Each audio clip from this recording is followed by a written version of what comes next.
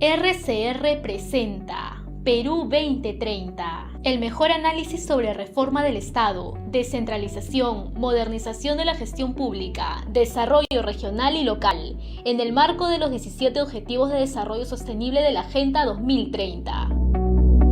Perú 2030, información, entrevistas, análisis y debates. 8 años poniendo en debate los problemas y soluciones para el país. Perú 2030, con la dirección y conducción de Franz Portugal.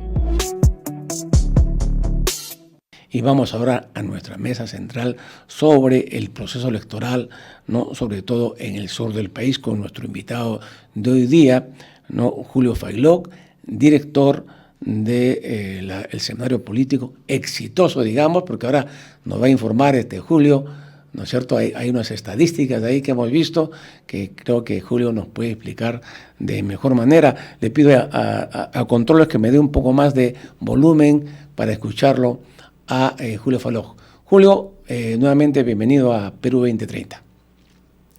Reiterarte mi agradecimiento, Fran. Y nada, a ver, ¿se me escucha mejor? Sí, dale, Julio. Okay. Acá estoy pidiendo que Controles me dé un poco más de audio. Bueno, primero gracias por darnos esta cobertura. Informarles que los últimos números de semanario han tenido un crecimiento así bastante interesante, ¿no? La última edición, o la antepenúltima edición, perdón, tuvo alrededor de 136,000 de alcance, ¿no? Y una visualización de más o menos 189,000, si no me equivoco. Si mi memoria no me traiciona, ¿no? Esto para nosotros realmente es un reconocimiento al trabajo colectivo que se viene, que hay que atribuirle a los columnistas y a toda la gente que está en torno a la revista y que de manera semanal nos alcanza sus colaboraciones cada día más agudas, más certeras y con mayor profundidad el análisis de la coyuntura política, ¿no? Gracias, Fran, por esta cobertura. Felicitaciones, Julio, envidiable, obviamente esas cifras, ya quisiera muchos medios tener esas cifras que nos estás mostrando, ¿no? Y obviamente, Julio, es el momento de sacarle el mayor provecho a esa estadística, ¿no? Mucha gente querrá anunciar en un medio que además tiene una característica especial, es puntual cada semana en su salida, no falla. Todos los martes, ¿no? Tenemos desde horas de la mañana temprano, ¿no? Está ya circulando apuntes a lápiz, lo cual esa disciplina que tienen ustedes es admirable y también lo felicito a todo tu equipo por ese gran logro de tener un semanario político, que creo que es el único que tiene esta envergadura. Bien, Julio, ¿qué está pasando en el sur? ¿No? Se decíamos al inicio del programa de que hay que tener en cuenta el sur y sobre todo el sur andino, porque ha tenido un peso decisivo en resultados electorales. O sea, hay que mirar con mucho cuidado los procesos políticos que se están desarrollando al interior del país, sobre todo en el sur. ¿Qué nos puede decir sobre lo que está pasando en el ámbito donde tú tienes relaciones y se maneja también el semanario, que es Tacna y Moquegua? Hay que indicar, amigos, de que este semanario no se hace en Lima, no, se hace en Tacna, ¿no? Lo cual es algo más que destacar de esta publicación. ¿Qué nos puede decir? ¿Qué está pasando en Tacna y Moquegua en términos electorales en este momento? Yo diría qué cosa ha venido pasando, qué pasa y qué pasará, ¿no? Porque si uno hace un análisis profundo de las tendencias o de los procesos electorales desde el año 80, donde el gobierno militar le devuelve el poder a la civilidad, casi todos los presidentes de la República finalmente ha inclinado la balanza el sur del Perú, ¿no? Y esto por una razón bien sencilla, ¿no?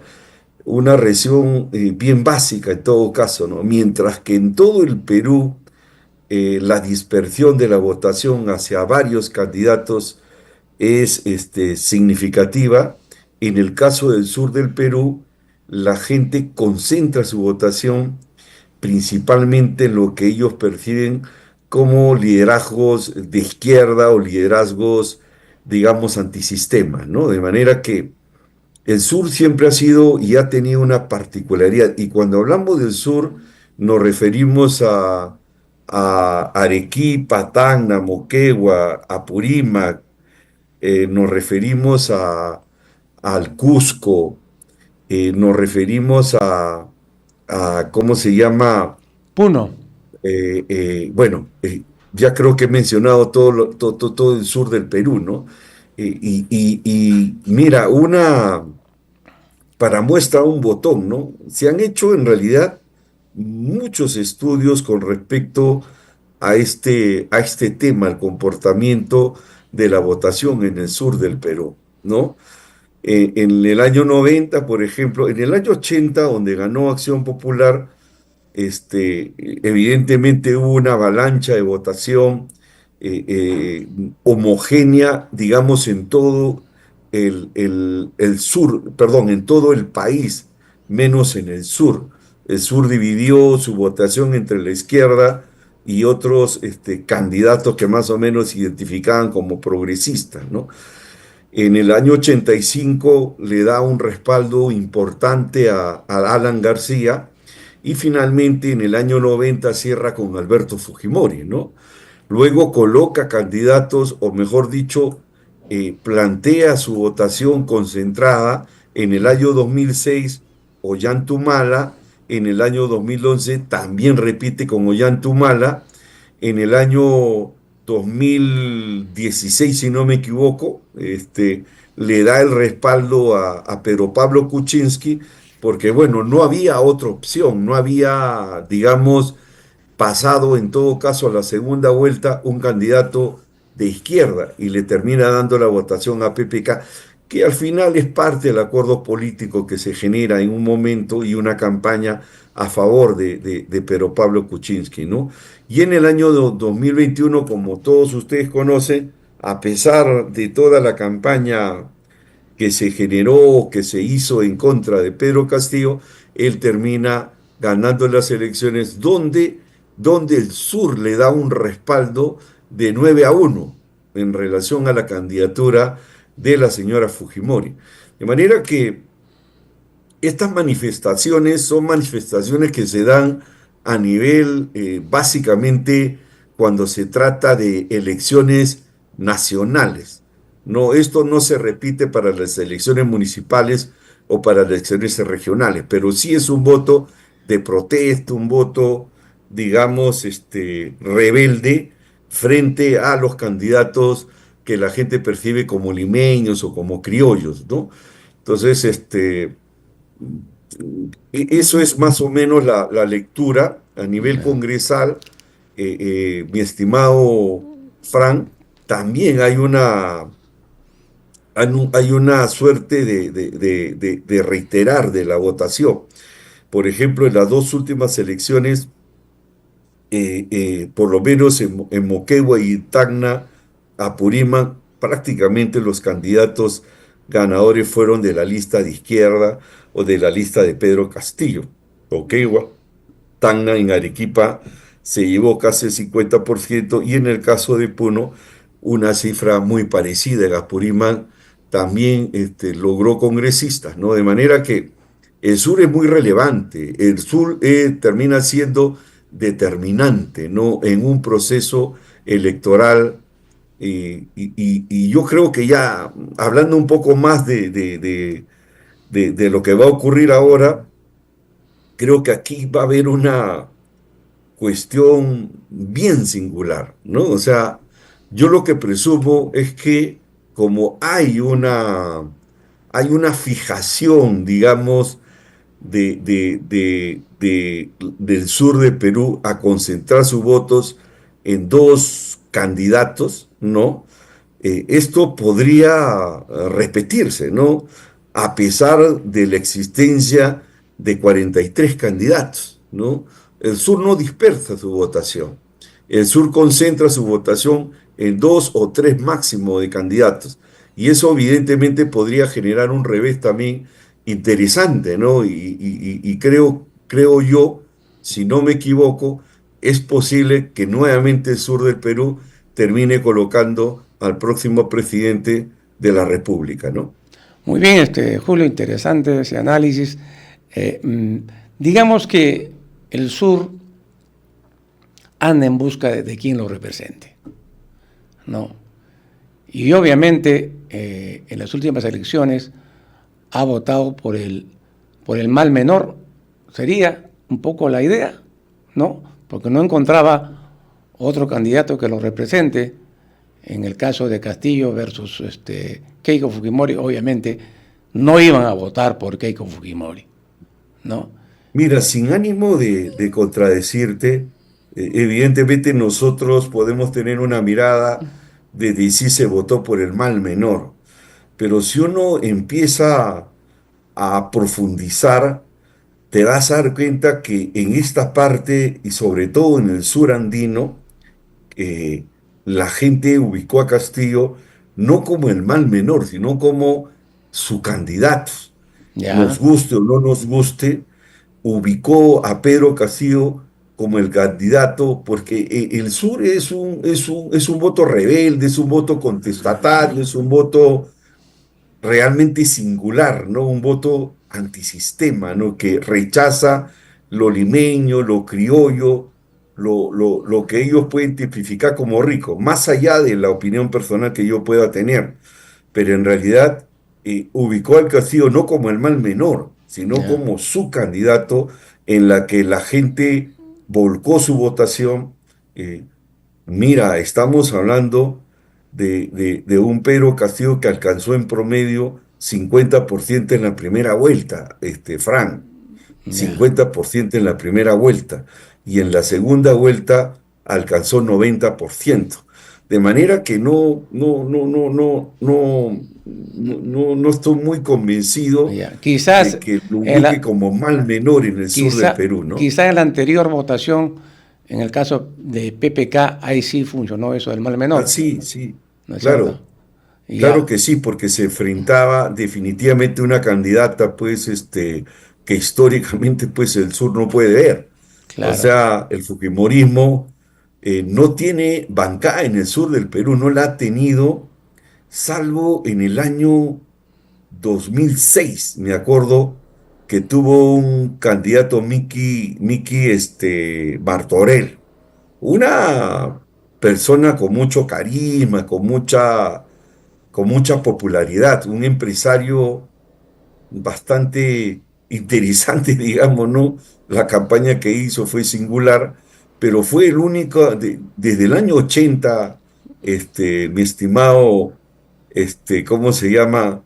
Frank, perdón, fue en el año, a ver, en el año, con PPK fue, si no me equivoco, me estoy equivocando.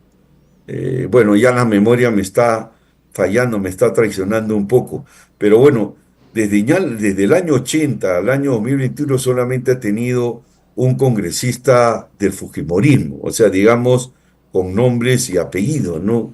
Que candidateaba por Alberto Fujimori, ¿no? Después no ha habido ni siquiera la época en la que tuvo una mayoría aplastante, ¿no? No tuvo una bancada en el sur del Perú, ¿no?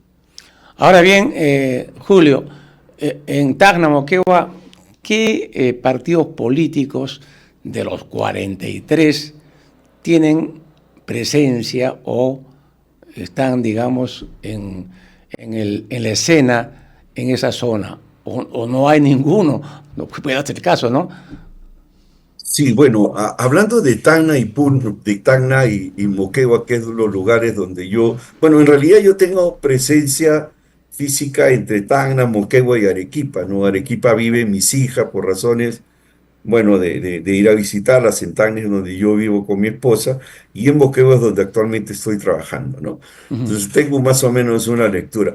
Yo te digo con mucha sinceridad, el único candidato visible en este momento que se ve en estos tres lugares es Martín Vizcarra, ¿no?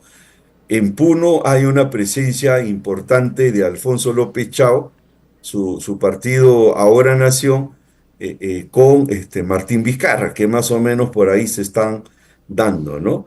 En Apurímac no lo tengo claro. En el Cusco sí, Martín Vizcarra tiene una presencia importante, bastante interesante.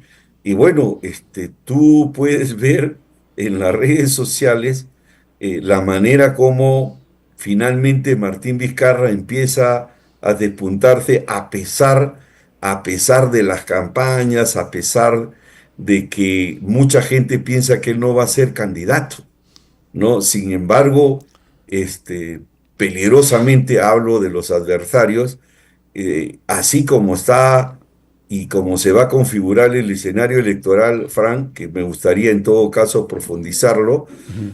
eh, Definitivamente Martín Vizcarra, sea o no candidato a la presidencia de la República, va a tener una bancada mayoritaria. Después te voy a explicar por qué razón, pero sí, matemáticamente Martín va a tener una presencia de bancada significativa, yo diría hasta mayoritaria, ¿no?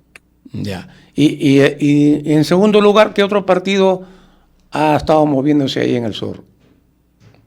¿O Mira, ninguno? en el sur es bien difícil que entre López Aliaga, es bien difícil que entre, bueno, está intentando entrar Hernando de Soto, Ya. ¿no? Alfonso López Chao también, ahora que he estado recorriendo el sur del Perú, estoy hablando, he estado en Puno, he estado en Arequipa, Tacna, Moquegua, en el Cusco, he estado por horas, he visto que las pintas de Alfonso López Chao empiezan a aparecer así de manera significativa, ¿no? O sea, hay un aparato político que definitivamente se está moviendo, ¿no? Y yo creo que él sería una de las que, por lo menos en el sur del Perú, podría tener cierta presencia, ¿no? Aunque aún todavía no es muy conocido Alfonso no es tan conocido en Arequipa, por ejemplo, no es tan conocido en Tacna, no es tan conocido en Moquegua, ¿no? Sin embargo, en Puno sí tiene en Puno, en Cusco, sí hay un reconocimiento hacia Alfonso López Chao, ¿no? Muy bien. Después, sinceramente, no veo a nadie más, o sea, no, bueno, probablemente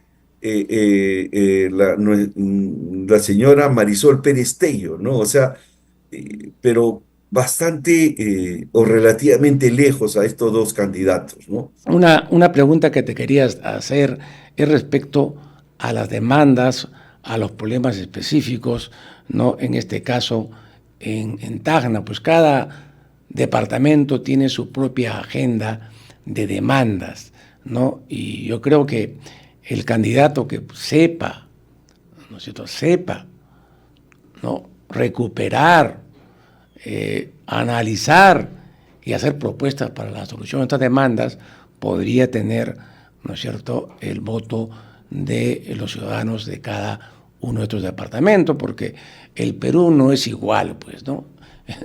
Cada departamento, cada zona tiene sus propios problemas específicos y de eso se trata, ¿no? Un gobernante o un candidato a gobernante que quiere lograr la aceptación de los ciudadanos de cada uno de los departamentos. En caso de Tacna, Moquegua, ¿cuáles son esas demandas y si realmente empiezan a conectarse con ello o no? Sí. Gracias por la pregunta, ¿no?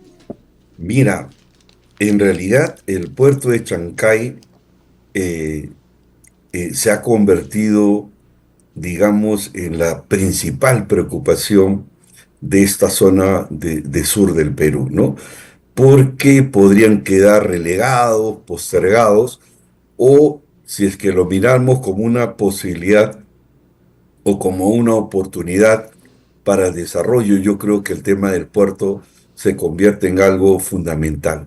Un puerto complementario que pueda justamente generar la conexión en esta parte del sur, o sea, me estoy refiriendo al norte argentino, estoy hablando de Mato Grosso de Brasil y estamos hablando específicamente de Bolivia, que tiene una carga importante y que si es que no se generan las condiciones necesarias para que esta zona sur pueda aprovechar esa oportunidad para complementar, ¿cómo se llama?, con el puerto de Chancay, va a ser bien difícil que esta situación varíe, ¿no? El problema de Tacna es que Tacna queda descolgada porque no tiene un puerto. Por eso que la aspiración de ellos es el puerto Grau, es el puerto que le permitiría en cierta forma articularse con esta dinámica económica que ha generado el puerto de Chancay. Lo mismo ha ocurrido con Moquegua y específicamente Hilo. Esa es la razón por la cual hace menos de una semana se lanzó un evento muy grande en la que asistieron ministro de Transporte, ministro de Economía, ¿no? Donde asistieron algunos embajadores de Brasil, Bolivia, de la China, ¿no? En la idea de empezar a ver la posibilidad de la modernización del puerto, como también de la construcción del nuevo puerto de Hilo que permita justamente cumplir la vocación de un puerto hub, ¿no? De manera que efectivamente toda esta parte del norte argentino, de Mato Grosso, de Bolivia, puedan conectarse fácilmente con el puerto de Chancay, ¿no?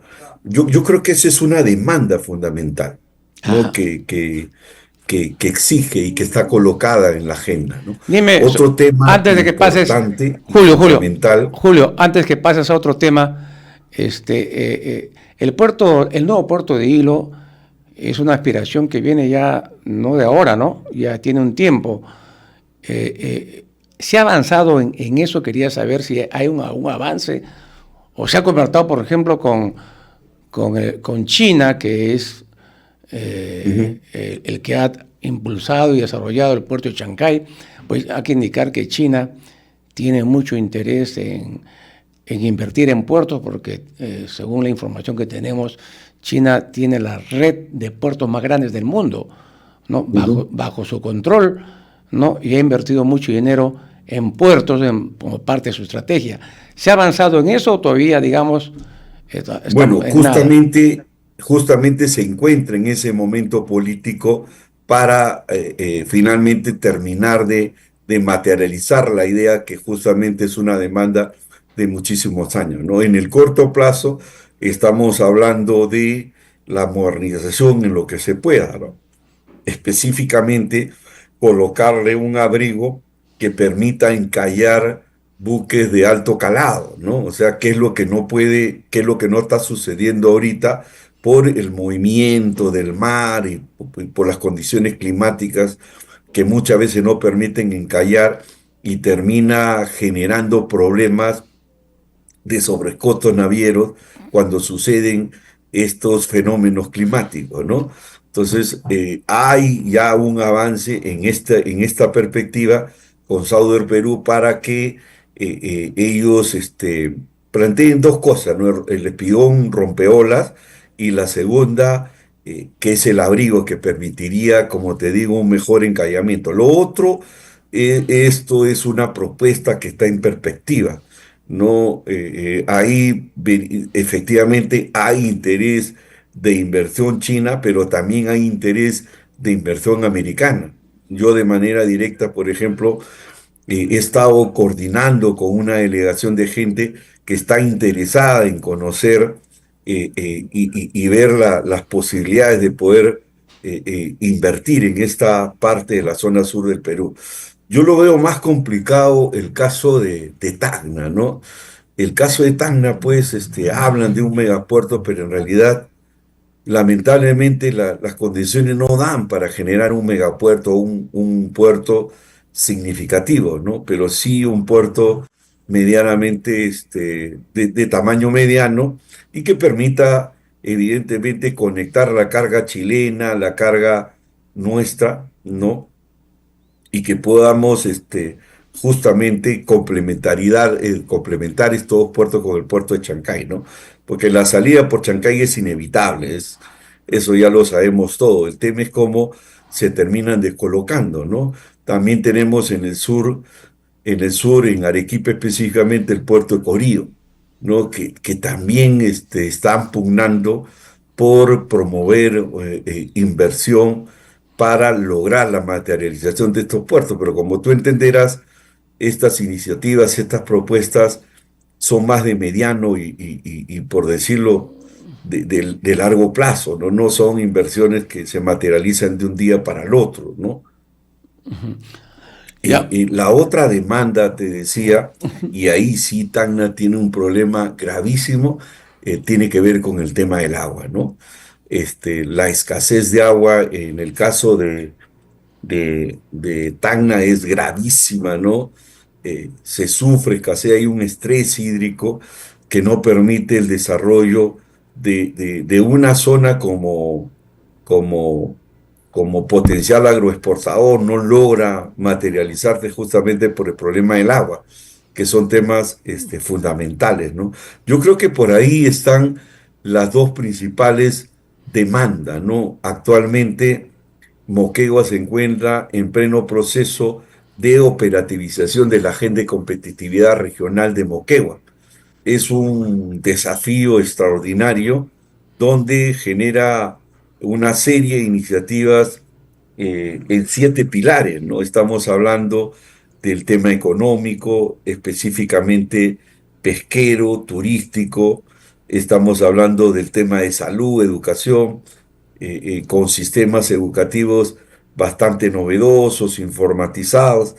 Ya te daré más noticias específicas, pero Moquegua se encuentra en un momento interesante de formular un instrumento de gestión que está ayudando a operativizar el Plan Regional de Desarrollo Concertado sobre la base de sus ventajas competitivas, ¿no? Ajá. Muy bien, yo creo que interesante lo que ha dicho.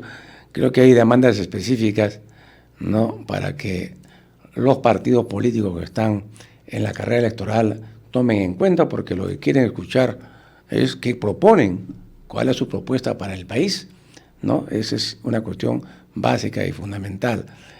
Lamentablemente, creo que ahí los partidos tienen una debilidad, ¿no? No tienen equipos solventes, no capaces de poder formular una propuesta para país. Creo que la mayoría, muy pocos, tienen esa capacidad. Ahora bien, vayamos al tema del Congreso bicameral. O sea, esta va a ser la primera vez que luego de más de 30 años, creo, 10 años, si no me equivoco, vamos a tener un Congreso bicameral de senadores y diputados, ¿no? Ya salió el pronunciamiento del jurado respecto a cuántos candidatos para diputados y senadores le corresponde a cada departamento, ¿no? Y estamos pues en el proceso de las precandidaturas, ¿no? Que debe culminar con las elecciones primarias, ¿no? Que ya están también programadas. ¿Cómo va ese tema a nivel? Hay algunos candidatos ya, precandidatos que se han lanzado, se está configurando, eso todavía está verde la situación. Primero, Fran, han pasado 33 años, Fran. 33. 33 años. O sea, en el año 92 se disolvió el Congreso y se hizo el Congreso Constituyente, ¿no? Acuérdate, y de ahí no hemos vuelto a tener la bicameralidad.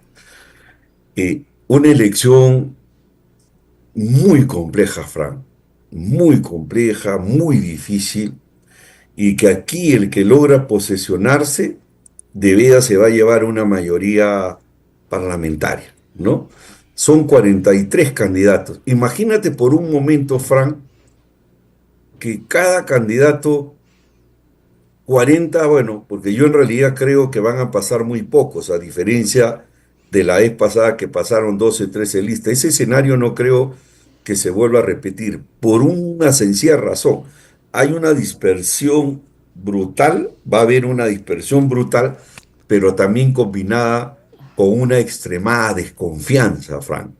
Una desconfianza que yo presumo va a incrementarse de manera significativa.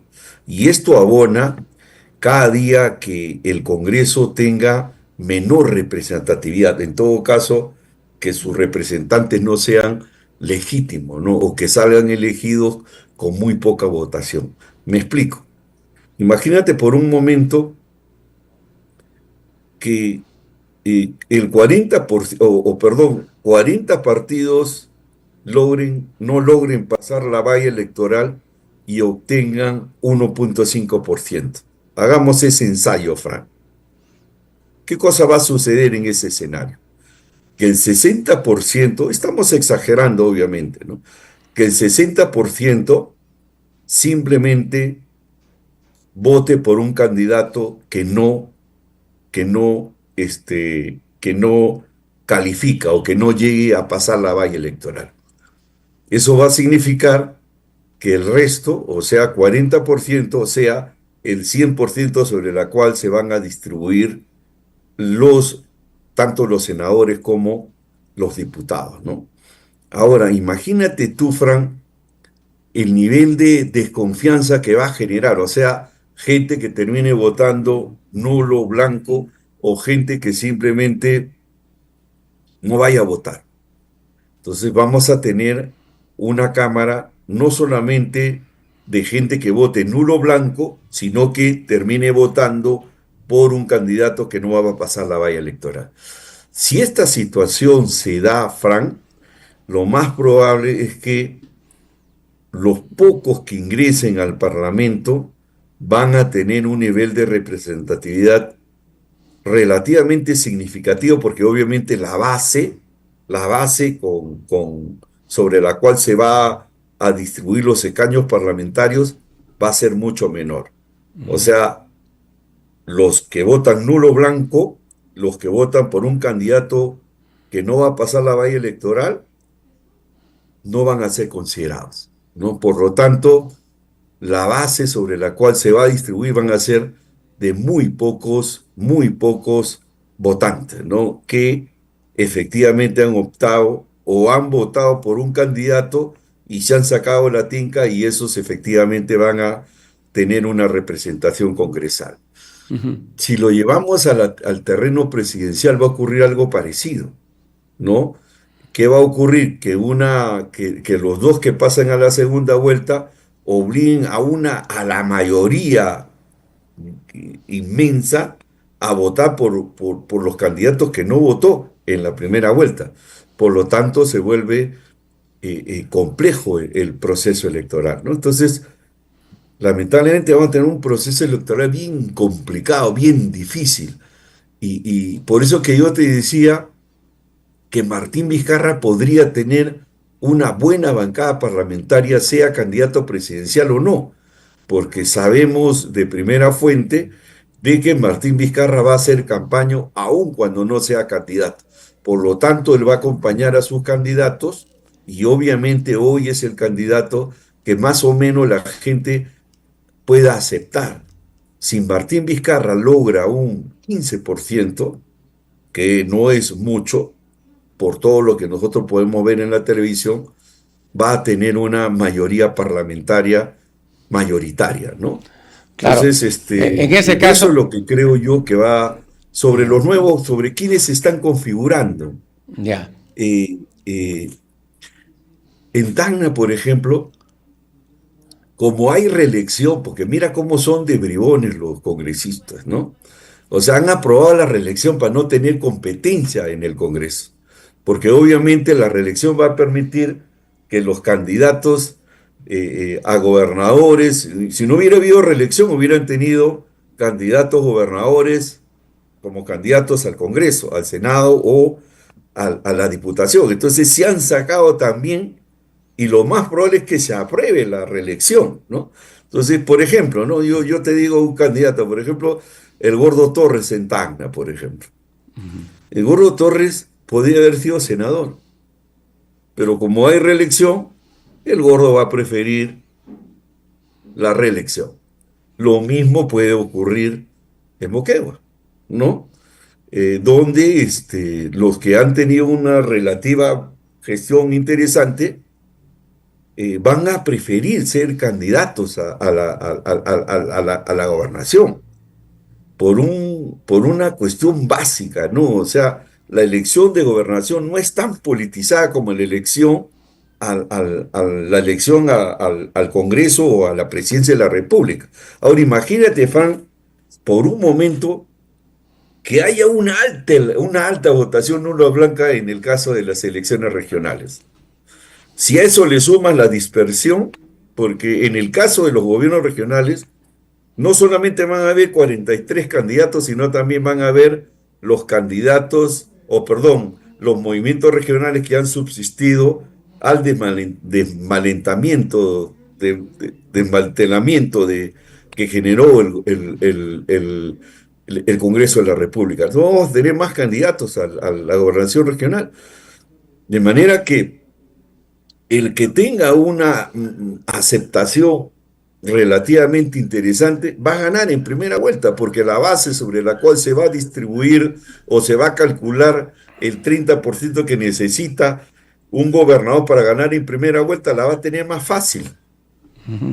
La va a tener mucho más fácil por los votos nulos blancos, pero también la va a tener fácil por aquellos que han votado por un candidato que no pasa la valla electoral y por lo tanto esa votación no es considerada, no es tomada en cuenta, ¿no? Claro. De manera que estos bribones, estos galifardos, estos sinvergüenzas que tenemos como congresistas, la pensaron muy bien. ¿Cómo es, no? La sobrevivencia, el poder, hasta los brutos lo vuelve inteligente en materia electoral, ¿no?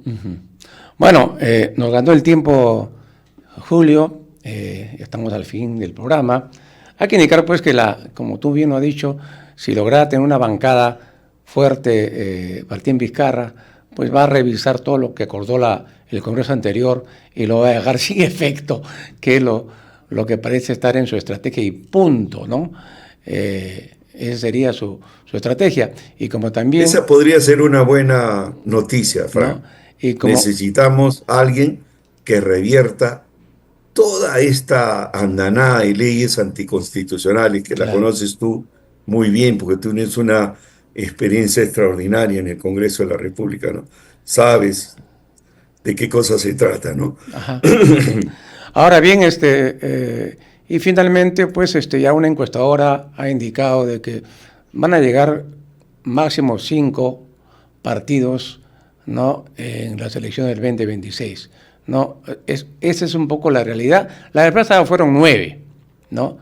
Se va a reducir prácticamente a la mitad los que van a lograr pasar la valla electoral. Bueno, Julio, gracias por tu participación, ha sido muy interesante la conversa y será hasta otro momento, Julio. Muy buenos días, Julio. Muchísimas gracias, Fran, por tu cobertura y nada, saludos a tus seguidores y hasta una nueva oportunidad. Gracias. RCR presentó Perú 2030.